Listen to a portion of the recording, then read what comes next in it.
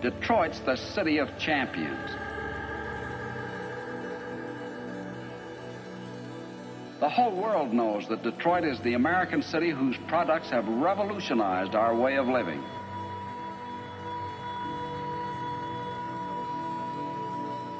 And only in Michigan will you find the men and women whose talent made us the arsenal of democracy in wartime and the economic pace setter in peacetime.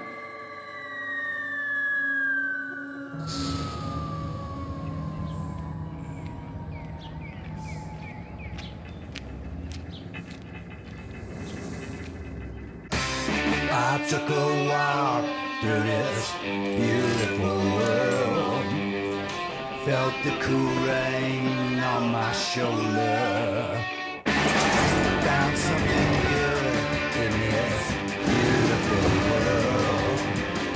I felt the rain getting colder.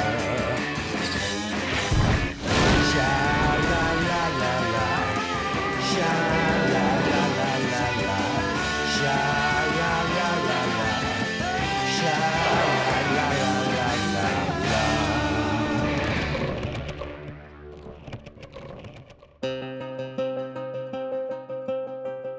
It's where nearly everything American and great came from. The things the whole world wanted, made here. The heart, the soul, the beat of an industrial cultural superpower. A magnet for everyone with a dream of a better future, from Eastern Europe to the Deep South. American dream, you came here. The one straight ahead with the green roof? Yep, the big Rococo building, completely empty. Empty, unbelievable. The white one is being rehabbed. There's some money coming in. The one next to it on the right is completely empty. The gray pyramid with the spire on top sold for $5 million. $5 million for that? You can't buy a garage in the Hamptons for that, basically. $5 million for a skyscraper. It is post-apocalyptic. I mean, it's like a science fiction film. What the hell happened here?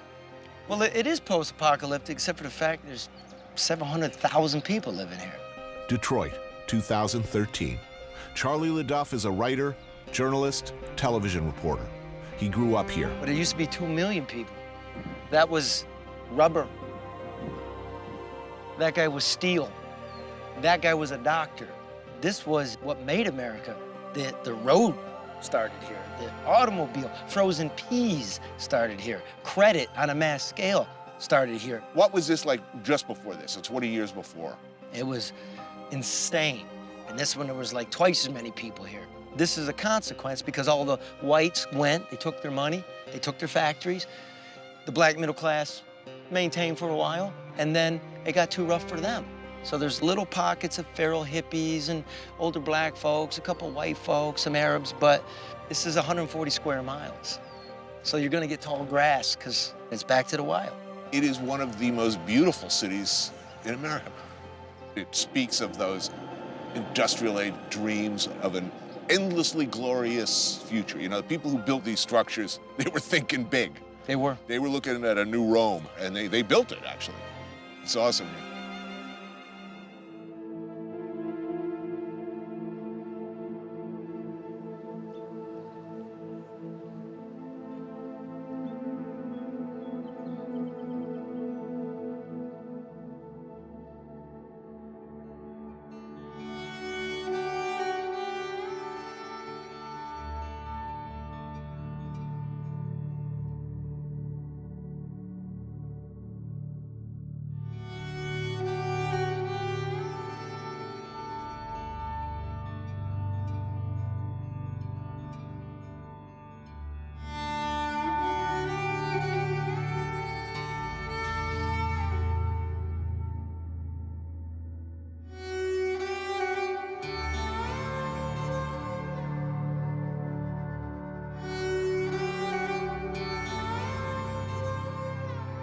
Maybe the worms started to turn here, the Packard Automotive Plant.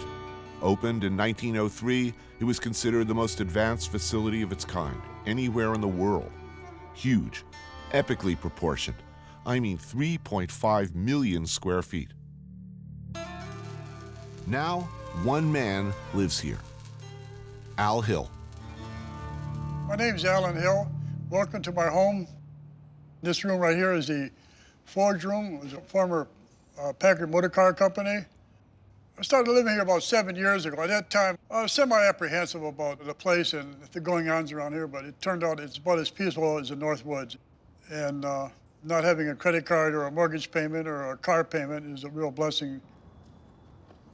There's a few nails here, so Yeah. what's happened here in Detroit is unfortunate, but it's a sign of the times. We find out that not only does it take a village to raise an individual, it takes an entire world to support one city. If one city's suffering or one community's suffering, the entire world should pitch in and help elevate it instead of sit there and stare at it. People have lost faith in a lot of things. Part of it had to do with the faith they had in Detroit. It was once industrial-minded the entire world. It's enormous. Yeah, it is. It's about a mile long, maybe a quarter mile wide. You got a pretty good view from up here. Yeah. How many people worked here at its peak? Well, during the war, there was like 33,000 people working here. They went out of business in '56. They brought Studebaker in as a partner, and Studebaker pulled them down. This has been abandoned since the 50s? Well, actually, what happened in 1956, they rented out to various entrepreneurs. There's a shoe warehouse, there's trucking companies, guys restoring cars. So how long has it been like this, though? Most of this damage happened within 5 years. Within the last 5 years? Yeah. Wow. China had this Olympia effort, and scrap metal went to a high price, so people come in here scrapping. They took the windows out, they just destroyed everything. The place is pretty much open to anybody who wants to come in here. Sure, there's a lot of urban explorers, Yeah. people shooting music videos, taking pictures. Oftentimes you see a wedding party come here, and they use this as a backdrop for their wedding, and take pictures, videos of the wedding. Wow.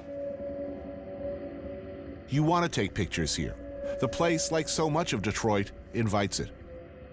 Urban exploring, as they call it, sifting through the remains of Detroit's great American ongoing tragedy, photographing them, posing in front of them, is something of an irresistible impulse. Detroiters hate it. All the visitors, like us, I should point out, wallowing in ruin porn. What was this part of the factory? Where are we standing? This right here is where the assembly line was. This was a paint booth right here where they spray paint the cars. You can see in the floor where they have the, you can wash away the overspray. Mm-hmm. The assembly line ended at 35, 40 feet over here. And there's bridges here between here and the main building, and the assembly line actually came across through the bridges. You look at a possibility of an assembly line about 3/4 of a mile long. You're talking hundreds, if not thousands, of people all working on the process. Yeah. I mean, this is sort of a kind of it's not a perfect model for Detroit, but it's a perfect model when a big factory goes down. It's not just 33,000 people. That's 33,000 families who are going to be eating dinner out less. Yeah, you got a point there on that.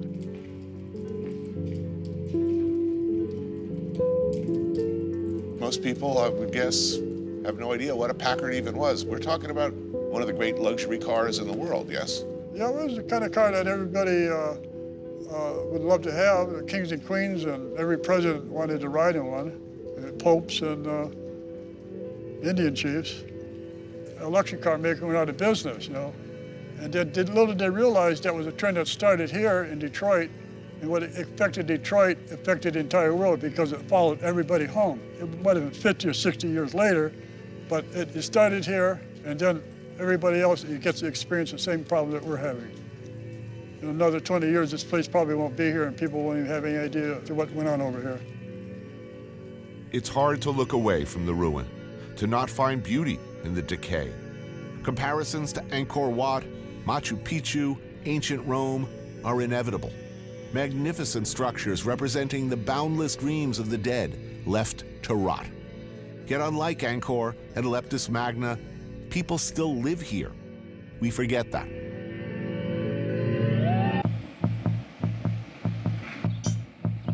You tell people you're going to Detroit, and chances are somebody from the home team is going to say, be sure to get a Coney. I never really understood that. I mean, I'm like 30 minutes from a place called Coney Island, where presumably they know something about freaking hot dogs, right? Maybe the early Greeks or Macedonians who first experienced that golden land by the shore then took what they saw with them to Florida, Michigan, and beyond. Maybe they knew something. They've been doing conies at Dooley's for over 90 years. That's almost as long as the hot dog's been around. And I can't tell you how deep this creation runs here. Deep dish at Chicago, cheesesteak in Philadelphia, you'll find some ambivalence. Not here. How are you, sir? Good. Now, if I were from Detroit, would I be eating this with my hands or with a fork? Probably with your hands. All right, I'll do my best. Logistical problems. That's delicious. This is the best of my only 3 coney experiences. You're open 24 hours. Yes, sir, 24/7. I don't know whether I want to watch like seriously drunk people trying to eat this. Oh, yeah, we have a fun time.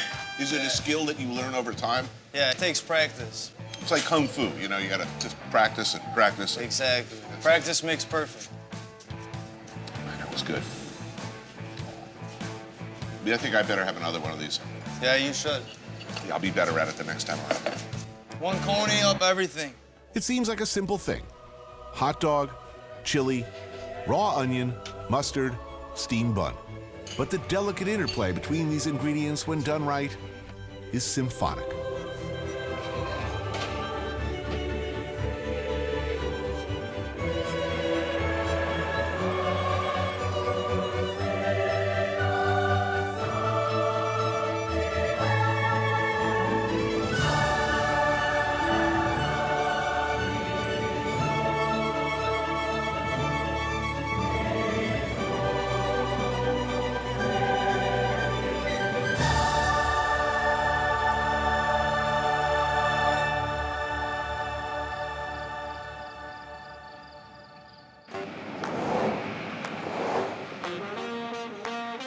Detroit's problems are well documented.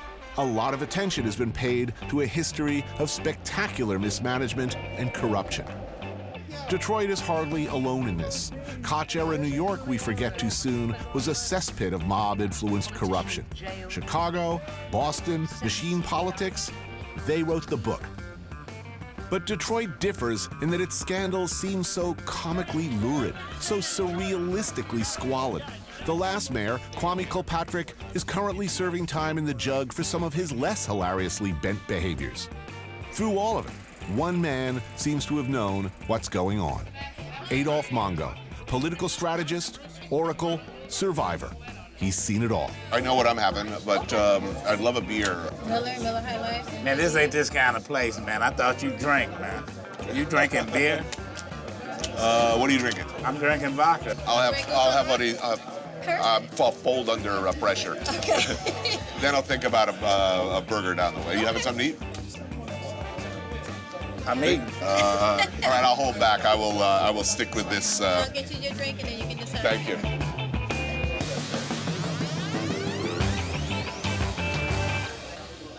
I have to ask, you're born and raised in the Detroit area? You're right. An academic star, Marine Corps, journalism. Why did you never run for office? You gotta be crazy. You know what? They don't want straightforward politicians. They don't last. You gotta be real cold-blooded. Being an elected official is like working for the drug cartel. You can't give anybody any mercy. Well, it seems that whatever might be in your heart and however pure you might be, when you finally arrive in office, somebody brings you a big dossier, opens it up and says, Mr. President or Mr. Mayor or Mr. Governor, this is the real situation. Yeah. At which point it's oh shit, time to start making some serious accommodations. Yes. So, Kwame Kilpatrick, what went wrong there? Greedy. Just very old school. Greedy. He was greedy. I didn't support him in the beginning. And I was one of his biggest critics. But when he got in trouble, who he called me. Call you. I should listen to my wife. She said, hey, don't be messing with them. Are there good guys out there who could presumably There's a lot of run good guys. for office, there's but a lot. will win? There's a lot of guys, yes, but they don't want to run. There's a lot of people Why that's don't they out want to here. run? Because you got to take the bad that come along with it. You got to take the garbage. Why should a bright young guy fresh out of law school start thinking about running for anything in the city of Detroit? Yeah, because sooner or later, it's going to be all right. It's going to be all right. It's a tough town. Is Detroit going to turn things around? I could lie and tell you yes, but you know what? This city's screwed. Only place I've ever been that looks anything like Detroit does now, Chernobyl. I'm not being funny. That's the truth. Abandoned, man. But you have to admire the bold, proud, ferociously enterprising survivors who've decided to hang on, hang in, and figure out a way to not only survive, but do something extraordinary. There's Tyree Guyton's Heidelberg Project, a delightfully loony outdoor community art project that began in 1986 and now attracts 35,000 visitors per year from around the world. That was a bucking gas right there, just Yeah. to turn it on. I love Detroit. You know, they got this field mowed last summer, the neighborhood, lit it on fire.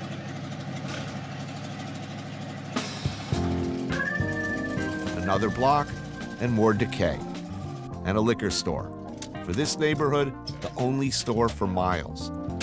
Just be right back. How you doing? Hey, lady. How are you? Good to meet you. God bless you. Look like I seen you somewhere. That awesome spirit on you, man. God bless you. Hi, how are you? All right. Nice Such a gentleman and a scholar, man. Can't nobody do it like you, scholar. You hear me, Doc? See you, lady. Cheers. Cheers, man.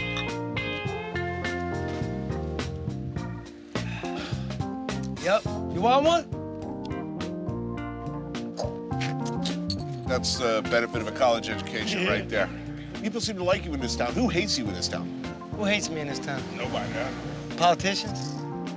I'm guessing there are a number of politicians and former public employees who are not too happy with you. I don't know, you know, yeah. Yeah, but let's face it, there's a whole lot of people out there who'd be perfectly happy with just letting Detroit go. It already went. It's gone. Look at this. See all those lilies there? Uh-huh. I call those the ghost gardens. Like they're all over, like the houses that used to be, the gardens still come up.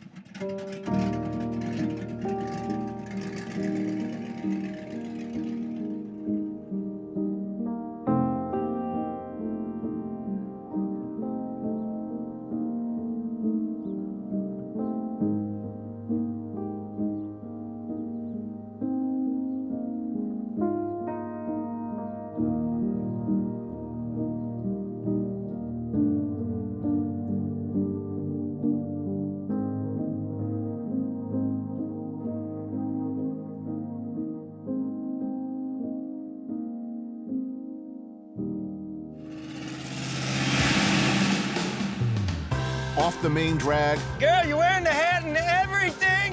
a backyard. Thanks for coming. I never had such a good time.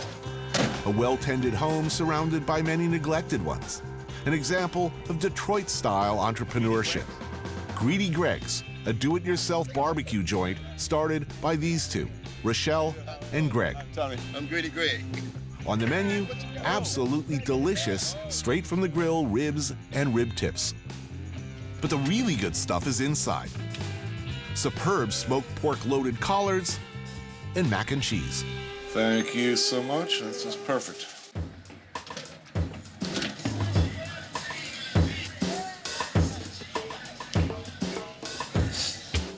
That's good.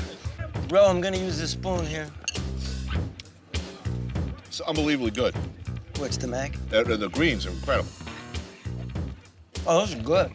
So in the greens, is that like smoked ham hock? I can't tell you my can't tell me. secret. Well, I'll tell you, those are some of the best greens I ever had, no doubt about And it. this dude's been everywhere. Come on, man. I've been all over the South, and I've had a lot of greens, and those are some, they're not just delicious, they're luxurious. Big hunks of you won't tell me what in there, right? Can't tell you my secret. Will this kind of entrepreneurship lead Detroit out of its sinkhole? Probably not. I can't believe there's like not a line of cars around the corner. That was good.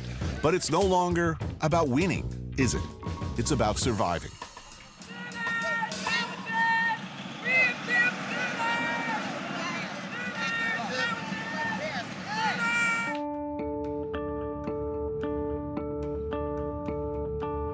There are approximately 80,000 abandoned buildings within Detroit's 140 square mile city limits. What that translates to, unfortunately, is about 14 acts of arson a day, nearly 5,000 a year. That's just arson. That doesn't include the thousands of other types of fires and medical emergencies the Detroit Fire Department responds to every day.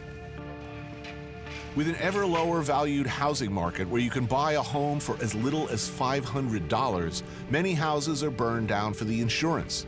Many because angry neighbors desperate to hang on see abandoned structures taken over by crackheads or drug gangs. With law enforcement stretched ridiculously thin, they resort to burning them out. They won't say it. I will.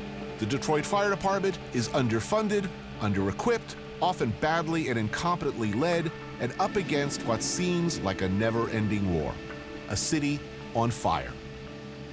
Their safety equipment, their boots, their clothes are often moldering and shambolic. But they fight on. This is the second time they've been to this house. If it happens to be arson, chances are no one will ever know for sure. Given the ever-shrinking resources available to the department, most fires can't even be investigated. This fire is out within an hour. And after the fire, dinner. The cliche is that firemen are great cooks. In this case, the cliche is true. Lieutenant Mike Nevins and the boys of Squad 3 are cooking up a family meal. Is every firefighter expected to cook reasonably well? If they don't, they catch hell. I mean, Really? in Detroit, yeah. It's almost in a perfect society in that sense, because in a perfect society, I believe, everybody should be able to feed themselves and their friends or their family at least reasonably well, and that if they're not able to do that, they should be shunned and demonized and marginalized. Well, agreed. Most of the firemen are known for their cooking. We cook some outstanding meals. We've learned to shop. We've learned to shop with less, to feed more. You don't want to be a belly robber. You better bring some food back for the boys. Firefighters, in my experience, are a lot like the Marines I've met over the years. No matter how badly led, ridiculously under-equipped, underappreciated, no matter how doomed their mission, they take a bizarre and quite beautiful pride in at least being screwed more than everybody else, and doing it with style. They seem to do what they do for themselves. It's not a job, it's a calling. This is where the guys store their gear, and as you can see, the gear is very weathered. How old? Oh, this gear's only a couple years old. I mean, But it gets beat up quick. Yeah. Got one new coat hanging in there, so there's a lucky guy that's got a new coat, but that gear's seen a lot of action. Where's the fire pole, dude? They took them. Oh, man. In the late 90s, management took the poles out. What is every little boy, from my age, what it was all about Sparky the fire dog and the poles? You know, I used to love sliding the pole, and that headquarters was 3 stories, so when you were sliding that thing, you had to really hold on because you were going for a ride. The old running board we put up here, we don't use the running board, but this is how many companies we used to have. What percentage of that number are active now? Less than half. And we're fighting a lot more fires.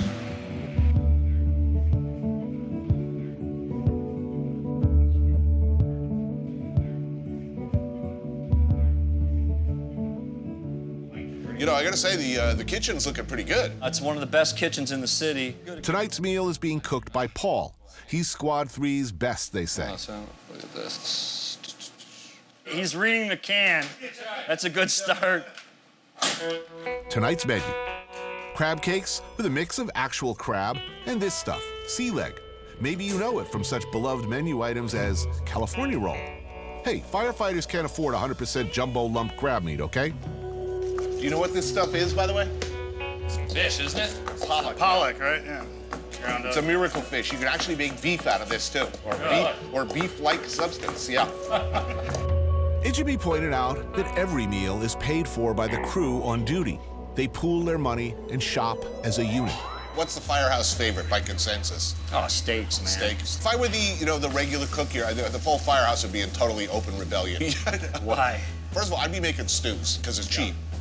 And I think they're delicious. Plus, I'd be trying out like tripe and guts on you guys. I don't know how that would go. That would not go. You'd be eating like Italian peasants every day if I was the cook here. That pretty much. You'd have like a big bowl of stew with a big hunk of bread, and that would be about it. I'd be pocketing the difference.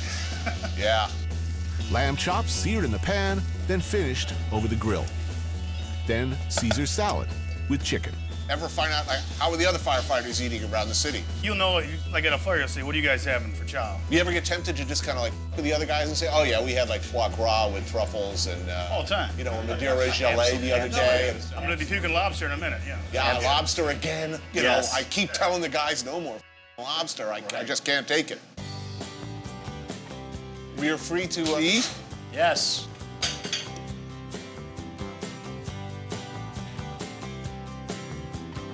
Nice job on the crab cakes, too. Yeah.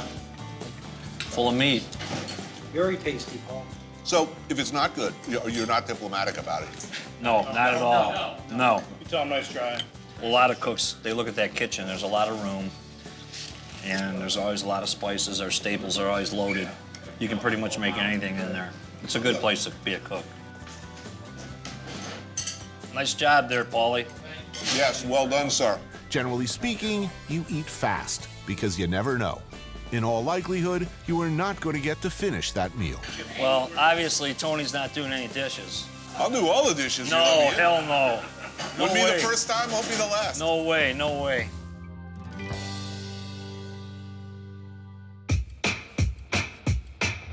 At this point, you may be asking, what about all the cool stuff I hear about Detroit?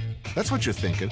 The vibrant, new, do-it-yourself culture of urban renaissance. Young entrepreneurs, artists transforming the city, one block at a time. Where's that? Well, that is happening. Young, idealistic, true-believing, hard-working, creative people are indeed doing their best to bring light and hope and beauty to this greatest of cities. You've got to start with the deeply felt and absolute belief that Detroit is indeed a great city and that it is worth saving. As utterly screwed as Detroit may be, you have to be a twisted, unpatriotic freak to not believe that. Behold the future, Charlie Leduff. What, like cooking in a back alley? Yes. All right. Chef Craig Lakefield has done what many would call a very unwise thing. After working at Gotham Grill and Jean-Georges in Manhattan, instead of staying where the money inarguably was, he returned to Detroit. He's been working to get a brick-and-mortar establishment going by first doing regular pop-ups here at Guns & Butter, tucked into the back room of an art gallery under an overpass in downtown Detroit. And you have like a really weird attitude towards food in general. Yeah. What's that? Well, you know, you got liquor, you got cigarettes, you got coffee. For all of those things. We're gonna eat well. Charlie Leduff may have a Pulitzer Prize, but his appreciation of fine food and dining is, shall we say, Is that cheese? lacking. Simply put, he's a Philistine. Warm egg yolk with a generous helping of smelt roe on top? Egg with eggs? Yes, please. Leduff scarfs his like he's at Ruby Tuesdays. You know, you got all these kids flooding into Detroit, Which is good. right? How's that going to play out? Will there be political leadership in place to manage that fairly? It'll be fine. Everybody likes a nice little thing in an eggshell with caviar on top. Everybody. It's just all about keeping cool.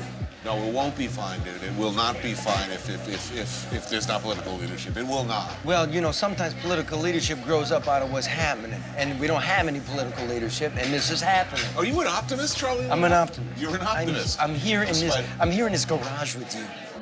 Chilled summer soup with melon and a tomato lemon verbena broth. So we have summer soup, all the melons from the market. The coriander blossoms we actually picked from a farm right in Detroit. Beautiful, thank you. Thank you. It's good, isn't it? I would describe that, may I, chef? Is a light, airy gazpacho. Oh, delicious. I wouldn't even go that far. Leduff sees an opportunity to make a melon gimlet. A little gin in it. What are you, gin in your soup? Well, the soup's delicious. Let me try it. Let me try it as a drink. You're on, dude. You know, when I was chef and you poured gin in my soup, I would have stabbed you in the neck with a fork. I'm dying somewhere inside. You're like the worst case scenario customer. The customer, hell. Next up, smoked mussels that are lightly steamed in white wine, aromatics, and butter. served in a lobster broth with fried onions, honey, and yuzu. Quite delicious. Baby Greek salad with beets, tomato, and feta, all sourced locally, a tribute to the Greek diners where Craig grew up eating with his family. This guy could be running a 300-seat restaurant in Vegas, and here he is in Detroit. Well, guess what? That's a heroic thing. The headaches are less. You appreciate it here. No, this would be considered a foolhardy venture in the chef world. Guess what? We like good food too. We're not space aliens. People say, they often say, thank you. Like, we just moved back from Chicago. We lived in Chicago the last 6 years. We lived in LA the 6 years. Thank you. This is exactly what we wanted. What you've done is counterintuitive. I mean, there is a sort of conventional career path for chefs. Right. Instead, you decide to go to Detroit. Hell yeah, not Detroit, come back home. People think I'm crazy for going back to Detroit. Then another tribute to classic Detroit. Potato-filled pierogi and kielbasa simmered in white wine, thyme, and fennel seeds. Finished with beurre fondue and burnt butter pine nuts. Followed by locally sourced lamb, cooked perfectly. Topped with sour cherries, mulberries, toasted pistachios, coriander, and yogurt sauce. In what way does opening a fine dining restaurant in Detroit benefit the majority of Detroiters? How is it not making it better? How is sitting back not doing anything making it better? How is it only buying my products from Detroit or farmers in Detroit not helping Detroit? I'm supplying from Detroit. I'm hiring people from Detroit. Everybody here lives in Detroit. If I were asked the same question, I would say, I don't know. I'm doing what I do right, well. Exactly. I'm doing it in a place I love, and I am demonstrating that yet another person gives a about Detroit and believes in it enough to be here. You're 100% right. I never really thought about it until you asked that question. It's like, to me, it's just obvious. What will the Detroit of the future look like? Whatever you may think it should look like, it will probably taste like this.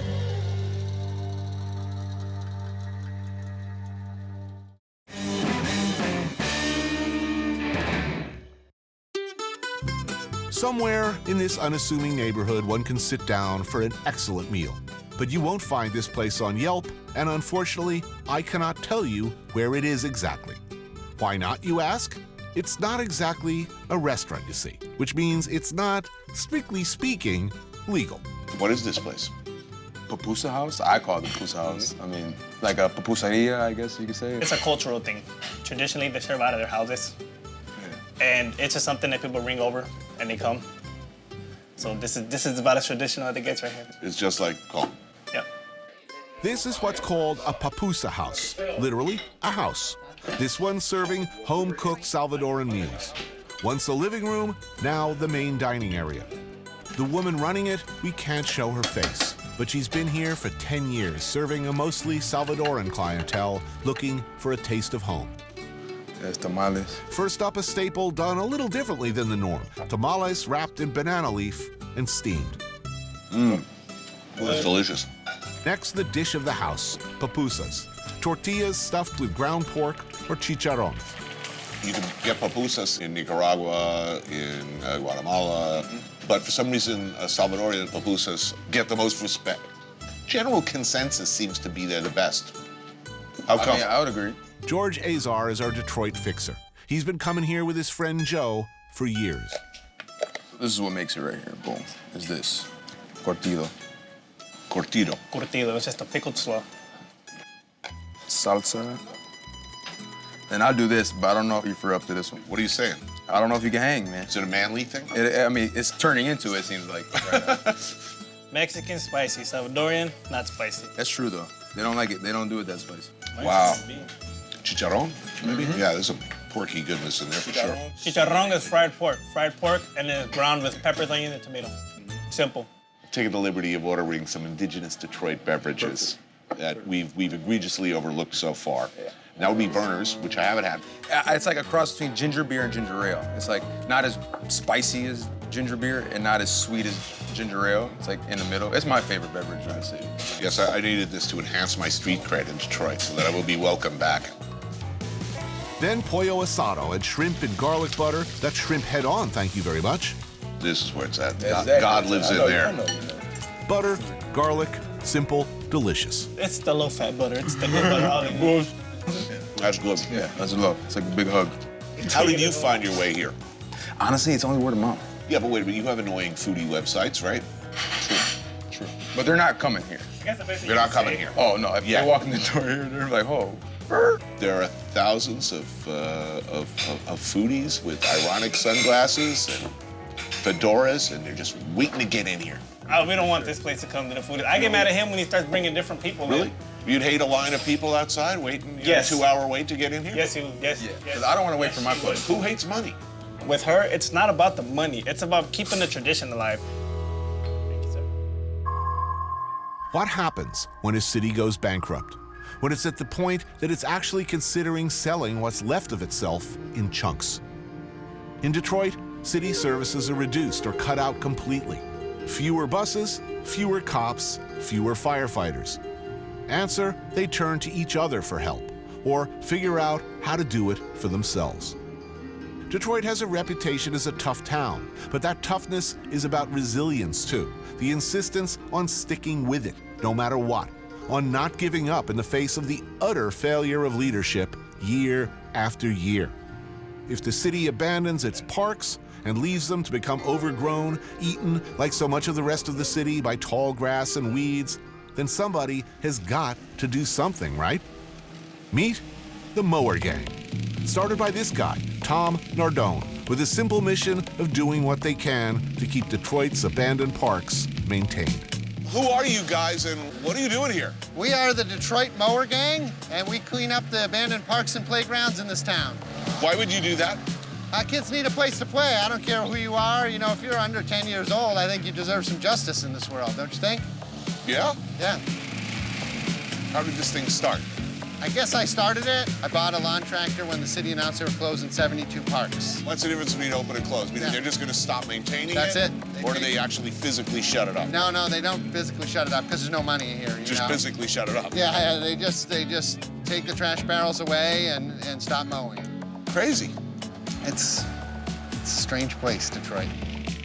When we're done here, it will not look like a nice park. But still a playable park. Yeah, and a visible park, so if you had kids, you could see what they're doing in this park. It's safer. All right, well, let's cut some grass. Yeah, come on, you'll like it. It's fun.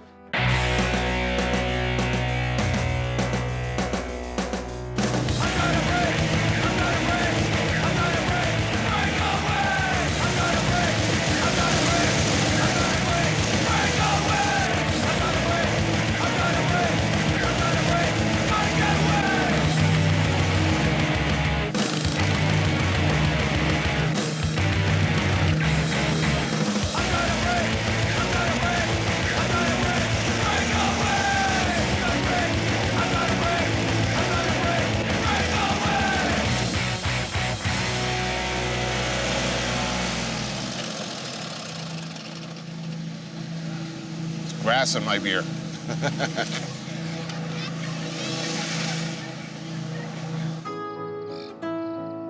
In Detroit, approximately 40 square miles have been reverted to basically unused green space.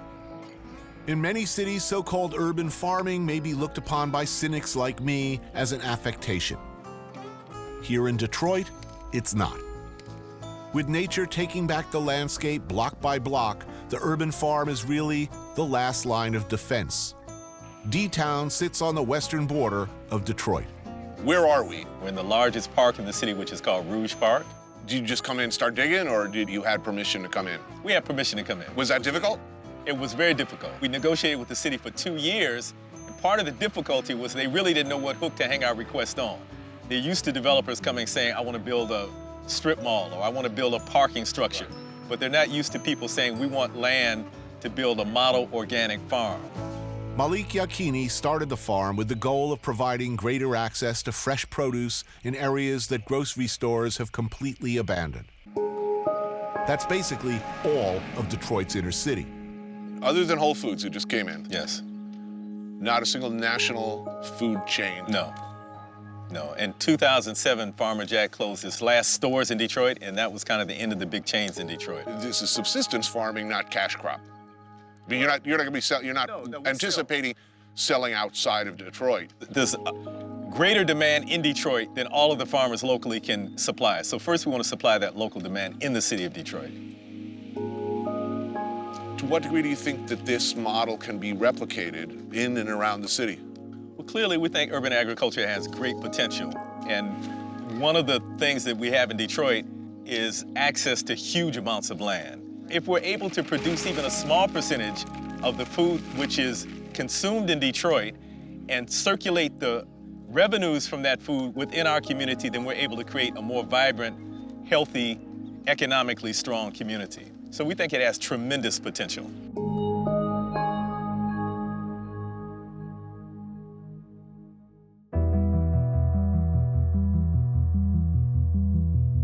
Who will live in the Detroit of the future? There's no question, is there, that Detroit will come back? In one form or another, a city this magnificent, this storied, this American will not ever disappear into the weeds. There are too few places this beautiful for it to be allowed to crumble like Angkor or Rome. Someone will live in a smaller, tighter, no doubt hipper, much contracted New Detroit. But who will that be? Will it be the people who stuck it out here, who fought block by block to keep their city from burning, who struggled to defend their homes, keep up appearances as all around them their neighborhoods emptied? What will Detroit look like in 20 years or 50? That's not just a Detroit question, that's an America question.